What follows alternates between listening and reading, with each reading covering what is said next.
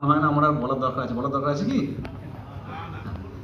তা আগে থেকেই সেগুলো ব্যবস্থা করবেন যাতে সেই পারমিশনটা পেতে আপনাদের সুবিধা হয়। আর আপনাদের একটা কথা বলার, দমকল আপনাদের পরিষেবায় 24x7 আওয়ার্স থাকে। সুতরাং এই দিক থেকে আমাদের দিক থেকে কোনো অসুবিধা নেই। এবার আপনাদের সহযোগিতা আমাদের সেটাই সব থেকে বেশি কাম্য।